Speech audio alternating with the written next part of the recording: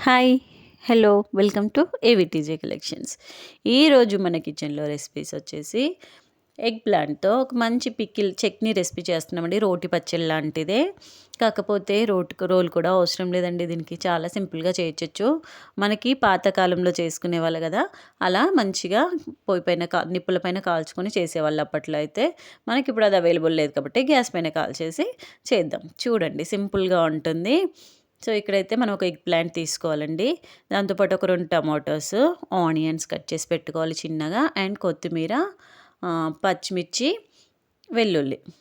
మంచిగా egg plant అయితే cut చేసేసుకొని దాని మధ్యలో పచ్చిమిర్చి, వెల్లుల్లి కూడా పెట్టేసేసుకోవాలండి.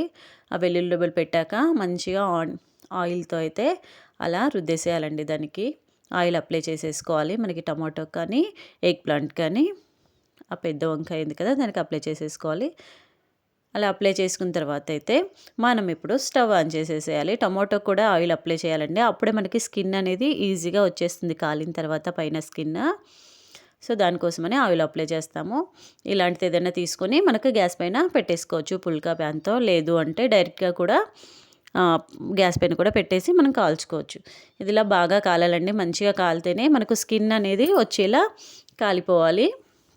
దాని తర్వాత పచ్చిమిర్చి, టమాటో కూడా పెట్టేసేసుకొని కాల్చుకోండి. ఇప్పుడు చూస్తున్నారు కదా పైన స్కిన్ అంతా అలా ఈజీగా వచ్చేసేయాలన్నమాట. అలా కాలిన తర్వాత మనం దీన్ని తీసేసుకోను. ఇప్పుడు స్కిన్ అంతా నీట్‌గా తీసేసుకోవాలి. తీసిన తర్వాత స్మాష్ చేయాలండి. ఇది కొంచెం ఫోర్క్‌తో స్మాష్ అవ్వడం ఇబ్బందిగా అనిపించింది. సో, కాలుతుంది కాబట్టి తప్పదు కాబట్టి కొంచెం ఫోర్క్‌తో చేశాక మనం హ్యాండ్‌తో ఇలా మెదుపుకుంటే చూసారు కదా! అలా ఈజీగా స్మాష్ అయిపోతుంది మొత్తము. అలాగే టమాటో కూడా స్కిన్ తీసేసి మంచిగా స్మాష్ చేసుకోవాలి. దాని మధ్యలో ఉన్న గార్లిక్ అంటే మన వెల్లుల్లి, పచ్చిమిర్చి కూడా మంచిగా ఫ్రై అయిపోయి ఉంటాయి కదా! అవి కూడా స్మాష్ చేసేసుకోవాలండి. మంచిగా పేస్ట్ లాగా చేసుకోవాలి. అక్కడైతే చెయ్యి కాలుతుందనేసి నేను నైఫ్ అయితే యూజ్ చేశాను. లేదు అంటే మనం నార్మల్‌గా కొంచెం చల్లారాక చేయితో కూడా మెదుపుకుంటే అయిపోతుందండి. ఇప్పుడు ఇవన్నీ మంచిగా స్మాష్ చేసుకున్న తర్వాత మనమైతే ఇప్పుడు పోపు పెట్టేసుకోవాలండి దానికోసం ఒక ప్యాన్ తీసుకొని దాంట్లో ఆయిల్, జీలకర్ర, ఆవాలు, ఎండుమిర్చి మనం పోపు ఎలా పెట్టుకుంటామో అలాగే పెట్టుకోవచ్చండి. దాంట్లో కొంచెం ఇంగు వేస్తున్నాను టేస్ట్ కోసం. ఇప్పుడైతే ఇంగు వేసిన తర్వాత ఆనియన్స్ ఉన్నాయి కదా! ఆనియన్స్, పసుపు వేసుకొని పోపు పెట్టేసేసుకోవాలండి మనం. చాలా సింపుల్ అండి అండ్ చాలా టేస్టీగా ఉంటుంది. తప్పకుండా మీరు కూడా ఈ రెసిపీ అయితే ట్రై చేసి చూడండి. ఇప్పుడైతే పసుపు వేసాం కదా! ఆనియన్స్ కూడా వేసేయాలి.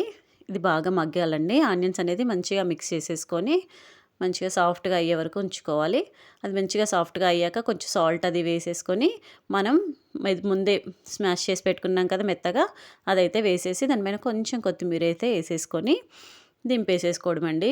చట్నీ అయితే రెడీ అయిపోయింది అండ్ చాలా బాగుంటుందండి. ఇది రైస్‌లో కానీ, చపాతీలో కానీ దేనితో అయినా తినొచ్చు అండ్ చాలా టేస్టీగా ఉంటుంది. మీకు ఈ వీడియో నచ్చినట్లయితే లైక్ చేయండి, షేర్ చేయండి అండ్ సబ్స్క్రైబ్ చేసుకోండి.